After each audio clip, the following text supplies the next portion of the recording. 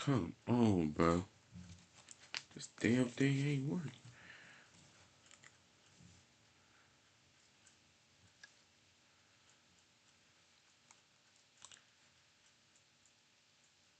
Oh, shoot, it worked. Oh, it worked. Oh, Lord. Oh, my goodness. I didn't even see it. I didn't even see it was working. I didn't realize it was working. What in the world? That's crazy. What why I do that? Why did I do that? Oh my goodness, bro. Yo, I was just trying to check in.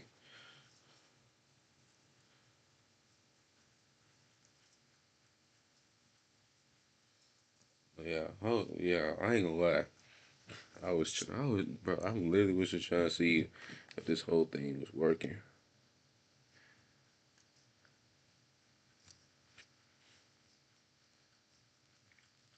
I ain't gonna lie. I literally was trying to see if this thing was gonna work.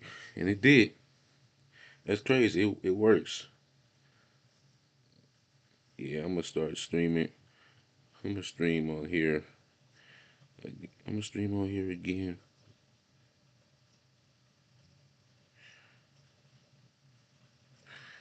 Bro, we got 12. We got 120.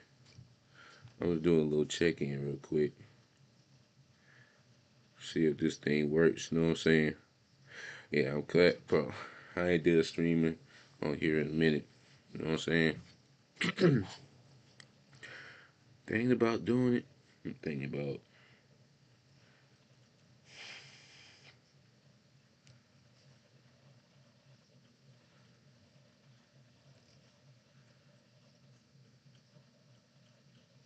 Let me see. I know I'm probably gonna get people from there.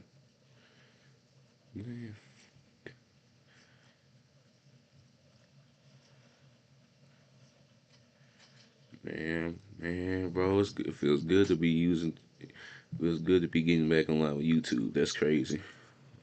The worst part is I ain't gonna be able to. Oh, that one view was me. Dang, I did not mean to do that. I did not try to do that. Like real talk, I was not trying to do that at all, at all, bro. No, nah. Real talk, I was not trying to do that.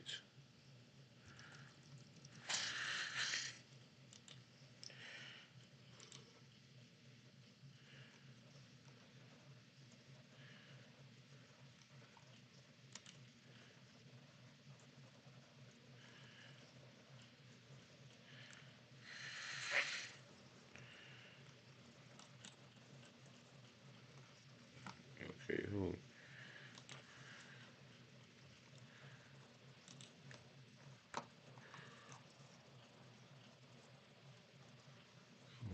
man.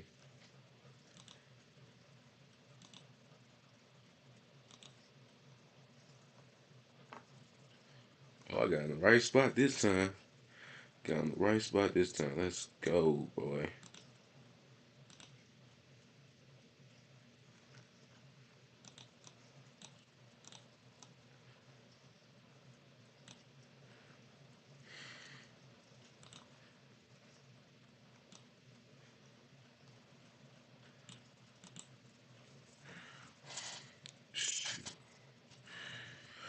Okay, no live, there's no, yep,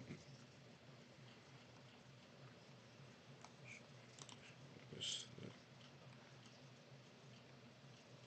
this TikTok has a dark past.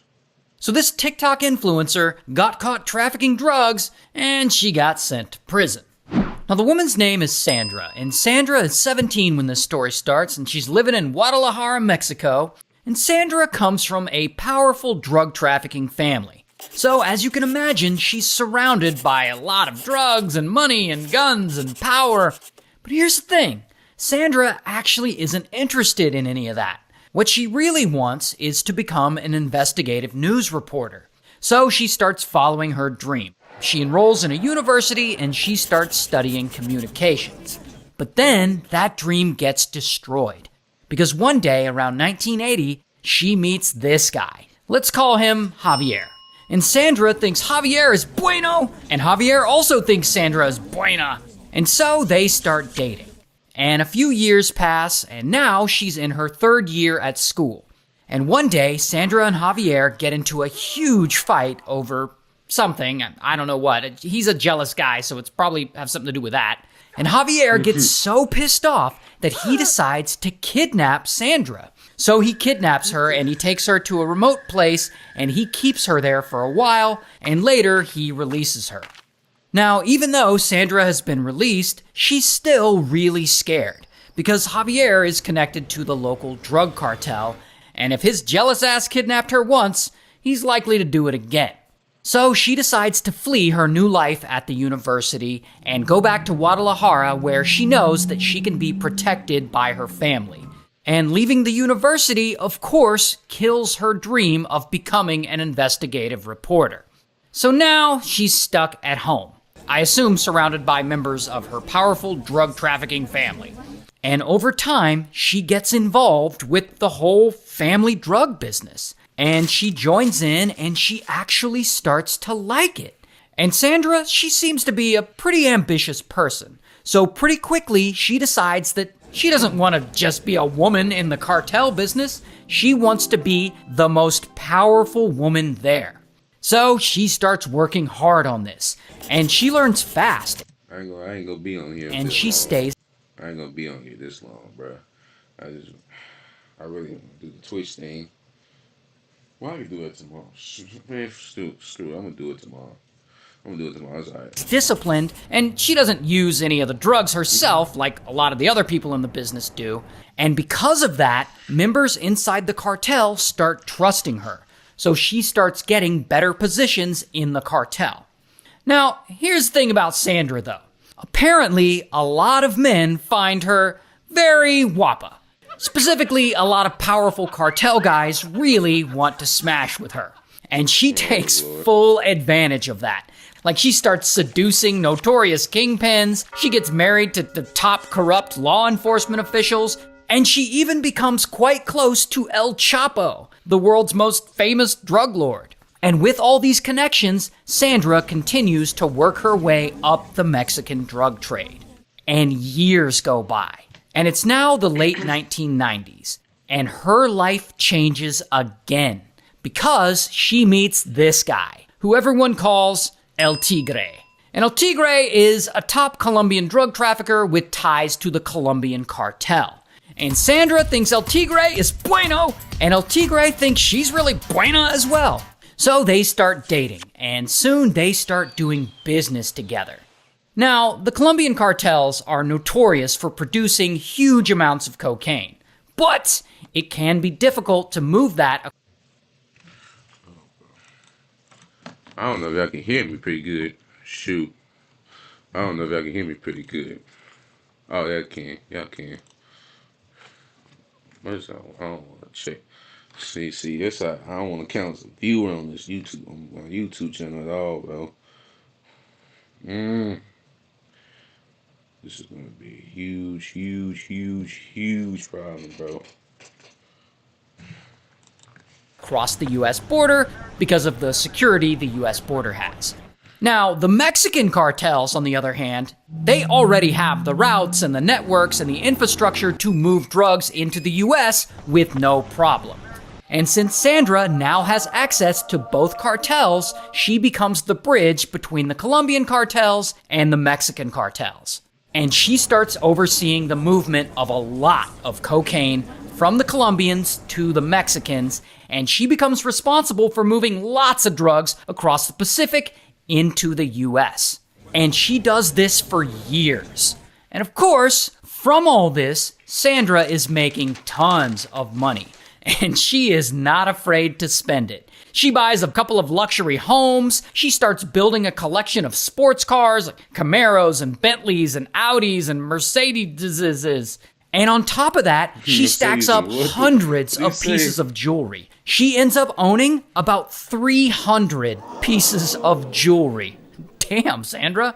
So yeah, she is now officially the girl boss of the cocaine trafficking business. But then she runs into a problem. One day in 2001, she sends a shipment of about 9 tons of cocaine on a boat.